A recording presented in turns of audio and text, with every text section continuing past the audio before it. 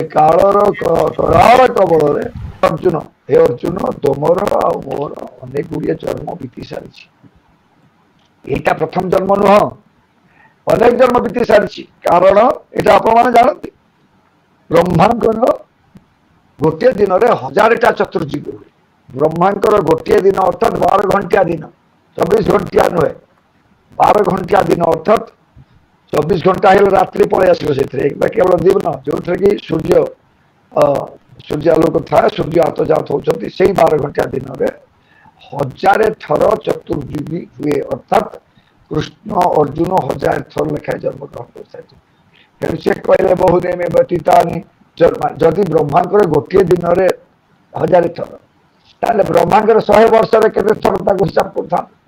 तेणु कहले बहुनी में व्यतीता जन्मानि तपस्या अर्जुन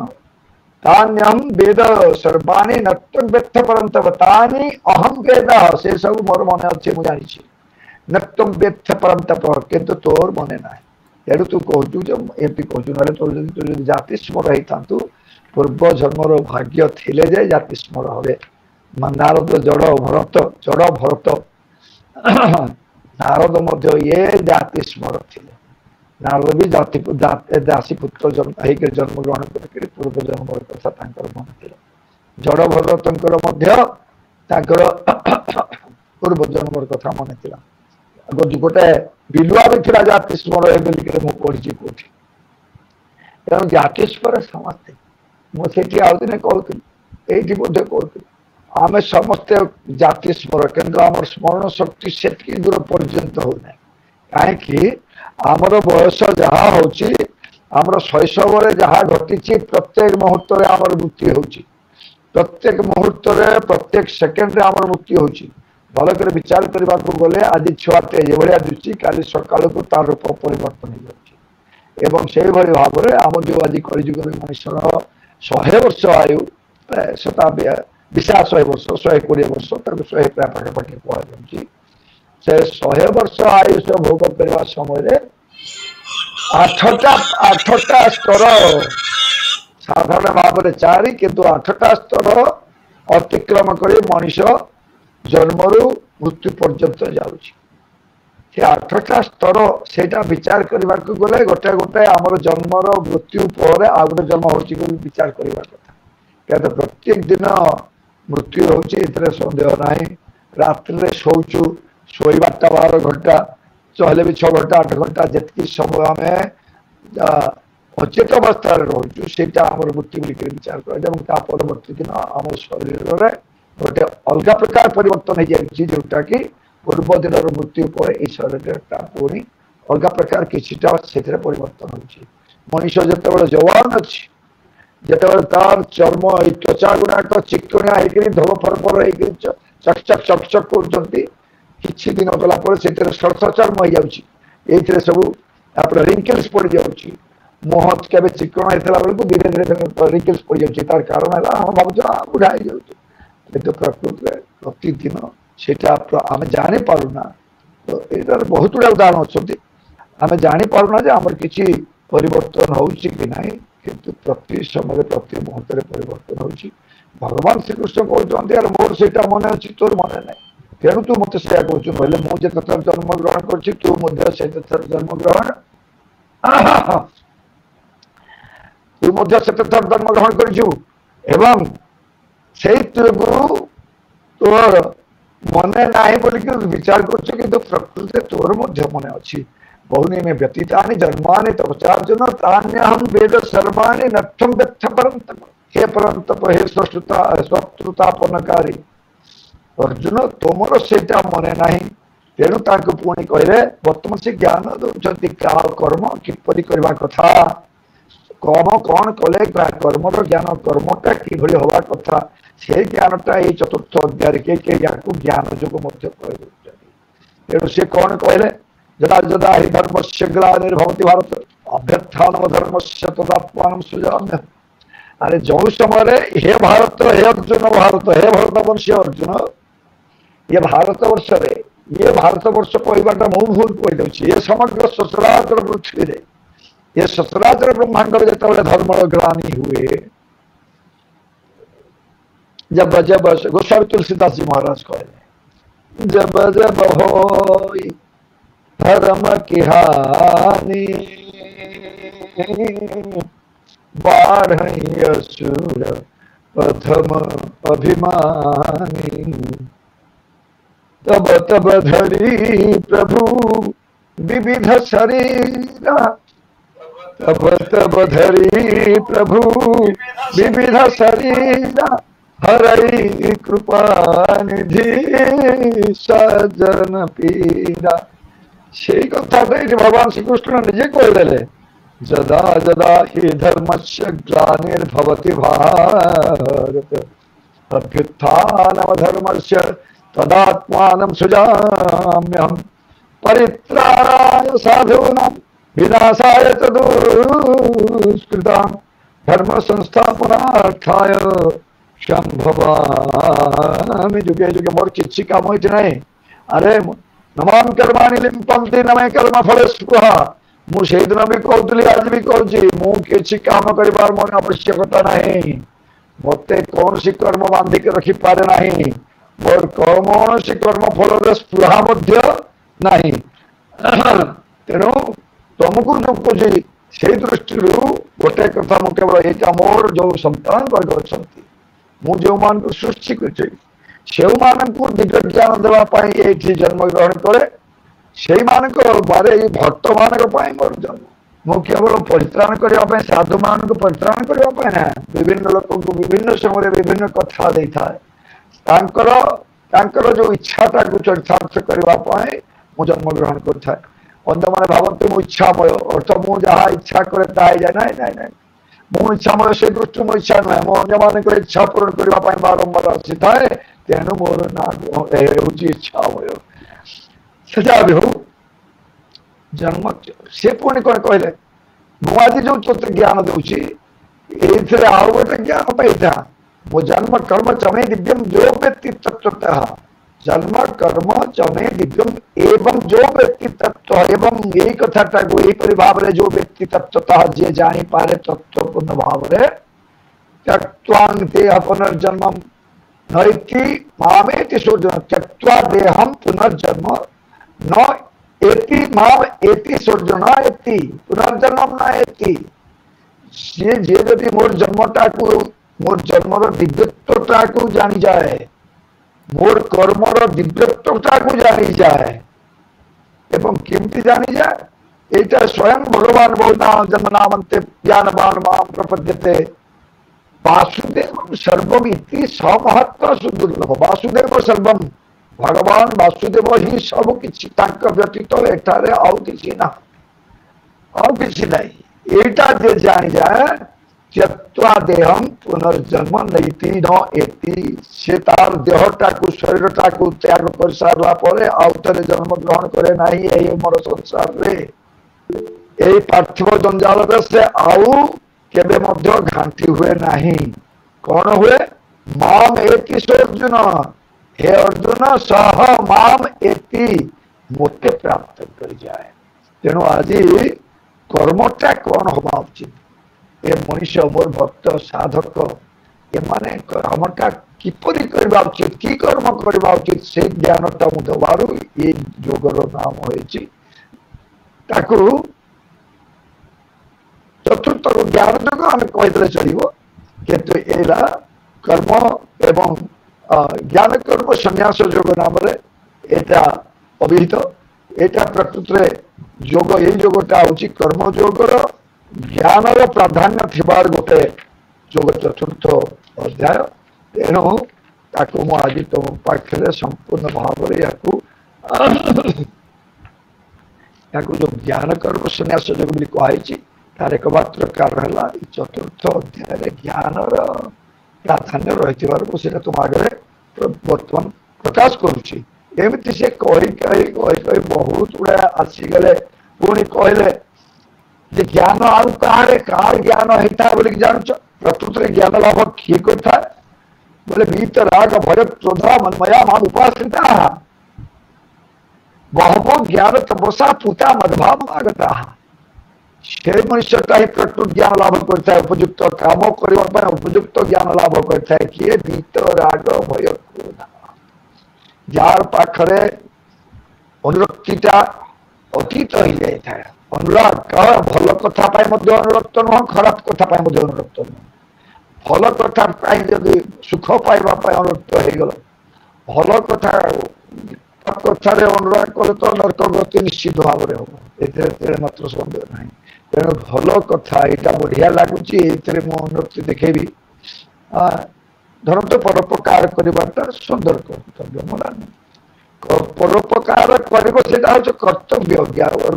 ज्ञान परोपकार कर जो कर्तव्य कर्म ज्ञानटा है परोपकार। अष्टादय दश पुराणेन व्यासस्य वचन द्वयम् परोपकार स्वर्गाय नरकाय परपीडनम। परोपकार स्वर्गाय, स्वर्ग निमित्त परोपकार कर आवश्यकता पड़े। नरकाय परपीडनम, अन्य को पीड़ा देले नर्क प्राप्त हुए। यहीटा व्यासंकर अष्टादश पुराण प्रत्येक ग्रंथ प्रत्येक खंड में लिखा है। भगवान ये कहते यहाँ विशेष महाभारत आई ये गीताटा जोटा कि भगवान स्वयं निज मुहरे कले व्यास लिखिले महाभारत ग्रंथ सेटा आगु सेटा श्रीमद भागवत महापुराण लिखा पूर्व यहाँ भगवान कृष्णकर मुख निश्रुत वाणी को भगवान व्यास रचना कले। सेटा कौन वितराग भय क्रोधा मनमया माम उपाश्रिता। भय दूर कर कौन इस प्रकार भय, दुष्ट लोक भी भय ना, भल कार्य करने भी भय ना, खराब कार्य करने भय ना। कहीं कहारी को भय न, कारण जी प्रकृति साधक सार मन भितर खराब प्रति खराब कार्य से प्रवृत्ति न थाए, भल नाए भल काम प्रवृत्ति थिले आसक्ति न थाए। तेणु से संपूर्ण भाव भयटा को भयर अतीत बोलिकी कहुए। वीतराग भय क्रोध आप समस्त जानते ध्यात विषय संगस्ते जायते, संगात सजायते काम, कामात् क्रोधो विजायते,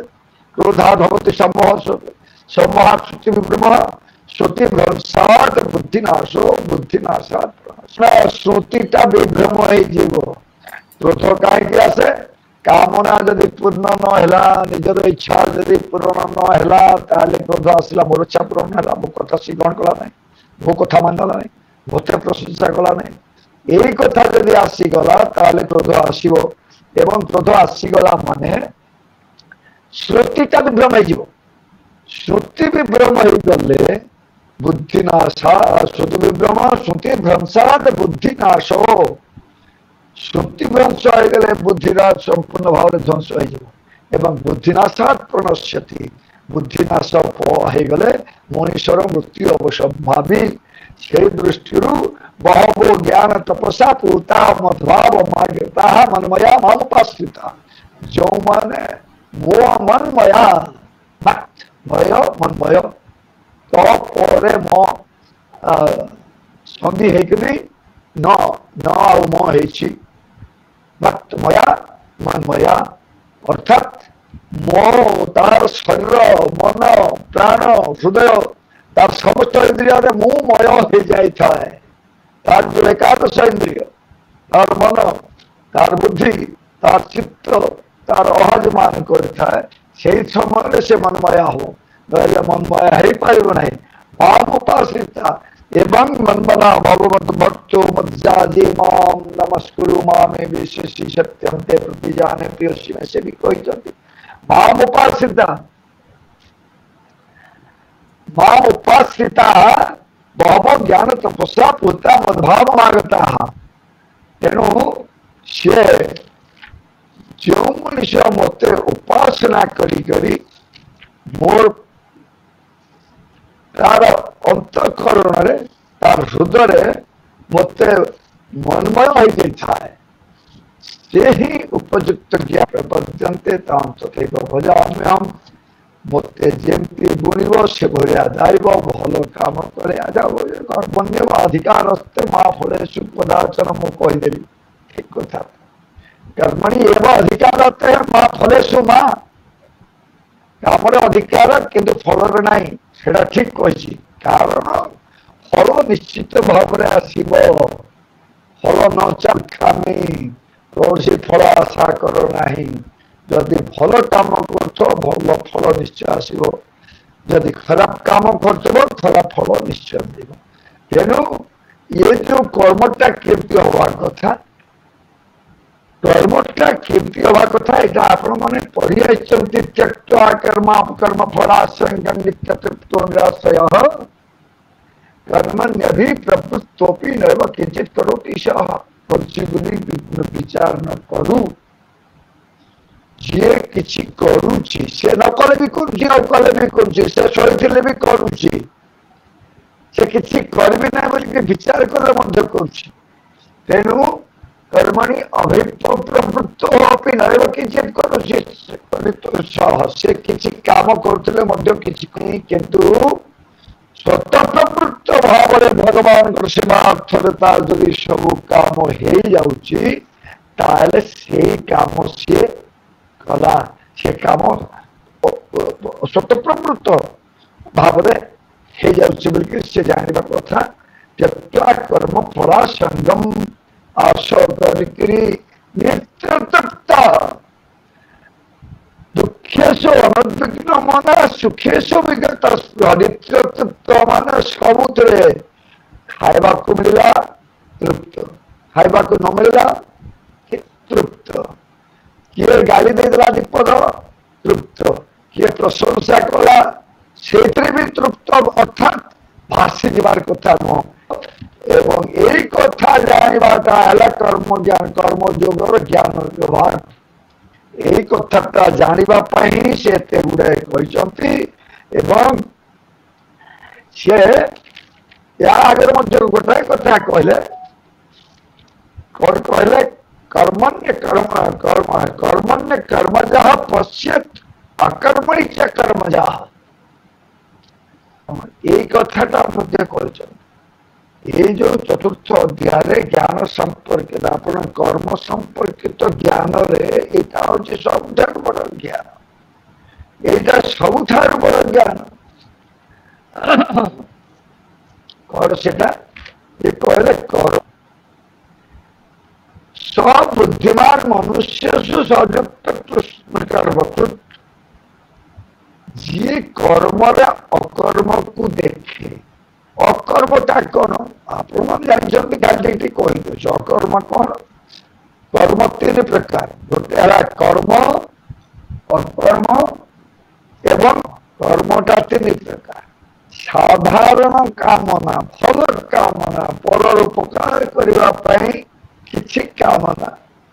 परर उपकार करें गोटे कामना या को मन मध्य रखिक जी काम करे से परर उपकार करने शास्त्र अनुमोदित कर्म जदि किए करुछि सेटा कर्म मत पुण्य प्राप्त हम ए पुण्य प्राप्त हेले भगवान को पाखक जीवा रास्ता फिट यहीटा टिके रही मन भर यही आशाटा टिके रही कर्म विक्रम कौन विक्रम हम काम बहुत लोक यहाँ मोर ना बढ़ मत भोट देवे एमएलए हेबी एमपी हेबी प्रचंड पैसा प्राप्त करी जदि किए भोट न दो ताको गुंडा लगेबी इत्यादि इत्यादि कर से काम करने विक्रम नहीं अकर्म कौन काम करुचे मोर कर्तव्य करुचे मोर किसी दरकार ना जहाँ कर प्रभु करुचे मत भगवान तांकर शरणागत आसवाई ये पठे मत जो पठे मो निश्चय सर्वम सब भिक्षा सिद्धियार वासुदेव अच्छा सुनी चैव सोपाके पंडिता समदर्शिन ବିନା ସମ୍ପୂର୍ଣ୍ଣ ବ୍ରାହ୍ମଣେ କବି ହସ୍ତି ନାହିଁ।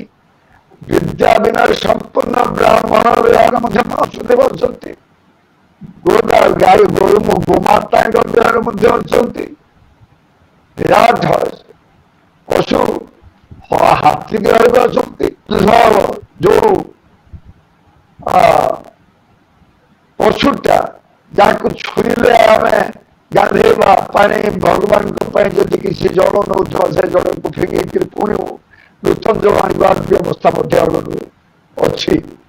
ସେ ଶୁନି କାଟିକରି ବିକ୍ରୟ କରିକି ତାର କୁଟୁମ୍ବ ଭରଣ ପୋଷଣ କରୁଛି। ସେ ହଉଛି ସଫା। ତାଙ୍କ ଦେହରେ ମଧ୍ୟ ଭଗବାନ ଅଛନ୍ତି। ଯେଉଁ ବ୍ୟକ୍ତି ଏଇ କଥାଟା ଜାଣିକରି ସମସ୍ତଙ୍କୁ ସମାନ ଚକ୍ଷୁରେ ଦେଖେ, ସମଦର୍ଶୀ ନା, ସମସ୍ତଙ୍କ ପ୍ରତି ସମାନ ବ୍ୟବହାର କରେ, ତାହାକୁ ତୁ ତା କରେ। ହଁ, ତା ଅର୍ଥ ନୁହଁ ଯେ ବ୍ରାହ୍ମଣକୁ ପ୍ରଣାମ କରିବ ବୋଲି କୁକୁରର ଗୋଡ଼ ଦେଇକରି ତାକୁ ବି ପ୍ରଣାମ କରିବ ବ୍ୟକ୍ତି ଅଛି, ତାହେଲେ କଲେ ବି ସେ ଭଗବାନ ହେଇଯିବେ। କିନ୍ତୁ ମଣିଷ ଭାବରେ ଯାହା ସ୍ଥାନ ଯୋଉଠି ଆମେ ତାକୁ ସେଇଠି ରଖିବା, କିନ୍ତୁ ତା ପ୍ରତି ଦୟା ଦେଖେଇବା, ତା ପ୍ରତି ଅନୁକମ୍ପା ଦେଖେଇବା, ତାକୁ ଭଗବାନ କେବେ ଗୋଟେ ସୃଷ୍ଟି କରିକି ତାର ଯାହା ଆବଶ୍ୟକତା ଅଛି ତାକୁ ପୂରଣ କରିବା। ତେଣୁ ସେ କର୍ମଣି କର୍ମଜଃ ପଶ୍ଚିତ ଅକର୍ମଣି ଚ କର୍ମଜଃ। ଯିଏ କାମ କରି ଏଇ ସବୁ ବିଚାର କରିଦେଲା, କାମରେ ଦେଖିଦେଲା ଭଗବାନଙ୍କ ପ୍ରତି ସମର୍ପିତ ହେଇଗଲା, ସେଟା ଅକର୍ମ ହେଇଗଲା। ସେଇ କର୍ମଣି ଅକର୍ମକୁ ସେ ଦେଖିଲେ। ଯିଏ ଭଗବାନଙ୍କ ପାଇଁ କାମ କରୁଛି ବୋଲି ଜାଣିଛି, କିନ୍ତୁ ଏଇଟା ମୋର ନିତ୍ୟ କାମ, এটা নিশ্চিত করিবার উচিত, এটা কর্তব্য কর্ম, এইটা কলে ভগবান সন্তুষ্ট হুঁতু বা ন হুঁতু সে তো মতে পঠেইଛନ୍ତି এটা করা তাঙ্ক উদ্দেশ্যে মু এটা করে। সে অকর্মণি কর্ম, অকর্মরে কর্মটাকে দেখিলা। তবে কর্মণি কর্মজঃ পশ্যেত অকর্মণি চ কর্মজঃ সব বুদ্ধিমান মনুষ্য এবং কেউ ব্যক্তি এটা করে দেখিব, মনুষ্যটা দেখিব নির্বুদ্ধি লোক, যে নির্বুদ্ধিতা যা পাখে বিশেষ পরিমাণে অছি, সে মোটে এটা জানি পারিবনি যে কর্ম কଣ অকর্মণ কଣ। তেণু কর্ম কণ অকর্মণ কଣ এইটা কিং কর্ম কিং অকর্ম এটি কলয়পত্র মোহিতা, সেটা কবি মানে মধ্যে এতে মোহিত হয়ে যাতে। তেণু কর্মণ হি আপি বোধব্যম, কর্মণ হি অপি বোধব্যম বোধব্যম চ বিকর্মণ। মনুষ্যକୁ যে প্রকৃত জ্ঞান অধিকার করা কর্ম সম্বন্ধীয় জ্ঞান অধিকার করা অপি বোধব্যম, কর্ম কଣ সেটা জানিবার আবশ্যকতা রয়েছে। বোধব্যম চ বিকর্মণ, বিকর্মণ বিকর্ম কଣ সেটা ବି জানিবার আবশ্যকতা রয়েছে। এবং অকর্মণস্য বোধব্যম, গহনা কর্ম গতি, এবং অকর্মণস্য বোধব্যম, অকর্মণ অকর্ম করতা রয়েছে। যে জানিবা সে ହେଲା জ্ঞানী। এই ସବୁ ଯୋଉ ଜାଣିବାର ତଥ୍ୟଟା ଯାହା ପାଖରେ ଯୋଉଟା କହୁଛନ୍ତି ଭଗବାନ, ସେଟା ହେଲା ଜ୍ଞାନ। ଏବଂ କର୍ତ୍ତବ୍ୟ କର୍ମ କରିବାର ପକ୍ଷ ଜ୍ଞାନ ସମ୍ବନ୍ଧରେ ସେ ଆସିଛନ୍ତି ଆମମାନଙ୍କ ପାଖକୁ। ଯସ୍ୟ ସର୍ବେ ସମାରମ୍ଭା କାମ ସଂକଳ୍ପ ବର୍ଜିତା ପର୍ଯ୍ୟନ୍ତ ଆସିଗଲେ 22 নম্বর শ্লোକ। ଯେକୌଣସି କାମ ଆରମ୍ଭ କରିବା ପାଇଁ ସଂକଳ୍ପ ତ୍ୟାଗ କରନ୍ତୁ। ସଂକଳ୍ପ କହିଲେ ମନର ପରିକଳ୍ପନା, ଏଇଟା ମୁଁ କହିଲେ ମୋର ଏବେ ବଢିଆ କାମ ହବ। ଶାନ୍ତି ମହାଯଜ୍ଞ କଲେ ବିଶ୍ୱର ତ ଶାନ୍ତି ହବ, ସମସ୍ତେ ଆମକୁ ଭଲ କହିବେ, ଏତିକି ଦରକାର ହବ, ଏତିକି ପଇସା ଆବଶ୍ୟକତା ପଡିବ, କୋଉଠୁ ଆଣିବା, କଣ କରିବା, ଏଇଟା କରିବା, ଲୋକଙ୍କୁ ମଙ୍କ ମାଗିବା, ଯାଇକରି ମାଢୁଆରୀ ମାନେ ଅଛନ୍ତି ତାଙ୍କ ପାଖରେ ବି କଲେକ୍ସନ କରାଯାଇପାରିବ ଇତ୍ୟାଦି। ଯେ ସଂକଳ୍ପ, এইটা কলে লোক মতে ବହୁତ ଭଲ ପାଇବେ। ମୁଁ ଗୋଟେ ଏକାକି ଗୋଟେ ଅନୁଷ୍ଠାନଟା ଶିଶୁର ବାବୁଙ୍କ ଭଳିଆ ଚଳେଇଦେବି, এই ପ୍ରକାର କହିଲେ ଯସ୍ୟ ସର୍ବେ ସମାରମ୍ଭା କାମ ସଂକଳ୍ପ ବର୍ଜିତା ଜ୍ଞାନାଗ୍ନି ଦର୍ଘ କର୍ମାଣି କ୍ରମାହୁ ପଣ୍ଡିତଂ ବୁଝା। ତେଣୁ କାହାକୁ ପଣ୍ଡିତ ବୋଲି କୁହାଯିବ? ଯାହା ପାଖରେ କୌଣସି କାର୍ଯ୍ୟ କରିବା ପୂର୍ବରୁ ସଂକଳ୍ପ କିଛି ନ, ବିଶ୍ୱର ଶାନ୍ତି स्थापन मोर कर्तव्य भगवान से କହିଛନ୍ତି ଏଇଠି ହିଂସା ଦ୍ୱେଷ ଆଣ